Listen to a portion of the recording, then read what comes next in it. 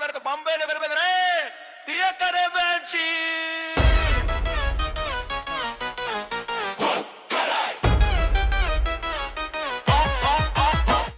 ஹே கார்த்திக், எப்படி இருக்க? H1B visa news பார்த்தியா? $1,00,000 கட்டணம்னு சொல்றாங்க.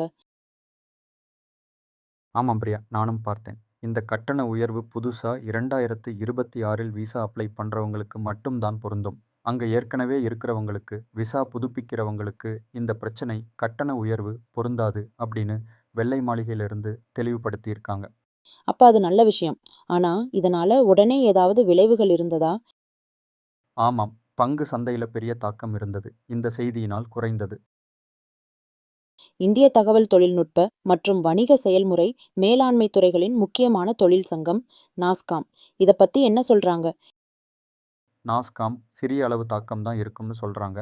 காரணம், நிறுவனங்கள் ஏற்கனவே யூஎஸ்ல உள்ளூர்ல இருந்து வேலைக்கு ஆட்களை அமர்த்த ஆரம்பிச்சிட்டாங்க. இந்த H1B விசா கட்டண உயர்வால இந்திய தகவல் தொழில்நுட்ப நிறுவனங்களுக்கு என்ன தாக்கம் ஏற்படும்? தரவுகளின்படி இந்திய தகவல் தொழில்நுட்ப நிறுவனங்களின் வருவாயில் 57% அமெரிக்காவிடம் இருந்துதான் கிடைக்கிறது. மேலும் 71% H1B விசா இந்தியர்கள் வாங்கியிருக்காங்க. இப்படி இருந்தாலும் நீண்டகால பயன் இந்தியாவுக்கு இருக்குன்னு சொல்றாங்க. சரி, அமெரிக்கால என்ன மாதிரியான விளைவுகள் இருக்கும்னு பேசிக்கிறாங்க?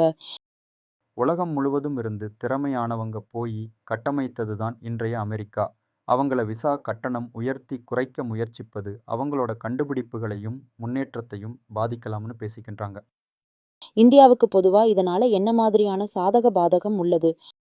இங்க திறமையானவங்க திரும்ப வரும்போது அது நிறைய வாய்ப்புகளையும் புது முயற்சிகளையும் இந்தியாவுக்கு கொண்டு வரலாம். மேலும் அமெரிக்க நிறுவனங்கள் தங்களோட வேலைகளை இந்தியாவுக்கு அதிகமாக கொண்டு வர வாய்ப்பிருக்கு. அதே நேரத்துல அமெரிக்காவில இருந்து இந்தியர்கள் அனுப்புற அமெரிக்க டாலர்ஸ் குறையலாம். வெளிநாட்டு வாழ் இந்தியர்கள் அமெரிக்கா போன்ற நாடுகளில் வேலை செய்து பணம் அனுப்பும் போது அது இந்தியாவில் டாலர் வரவு ஆகிறது.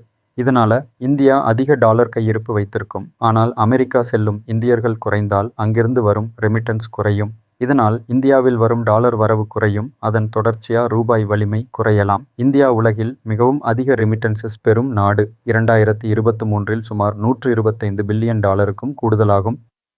அமெரிக்கா செல்லும் இந்தியர்கள் குறைந்தாலும் மத்திய கிழக்கு நாடுகளில் வேலை செய்பவர்களின் பங்கு இன்னும் அதிகம். எனவே மொத்த ரெமிட்டன்ஸ் உடனே சரிந்து போகாது, ஆனால் அதிகரிப்பு வேகம் குறையலாம்.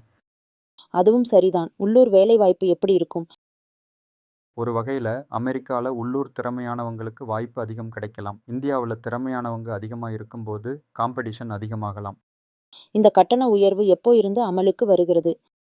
2026 12 மாதங்கள் ட்ரையல் தான். அதுக்கப்புறம் இம்பேக்டை பார்த்து பாலிசியை மாற்றலாம். பொலிட்டிக்கல் ஆங்கிளில் இதை லோக்கல் ஓட்ஸ்க்காக எடுத்துள்ளாங்க என்றும் பேசிக்கிறாங்க. அப்போ இன்னும் டைம் இருக்கு இதனோட சாதக பாதகம் பத்தி தெரியறதுக்கு. சரி கார்த்திக், நாம மீண்டும் சந்திக்கலாம். பாய். சரி, மீண்டும் சந்திக்கலாம் பிரியா.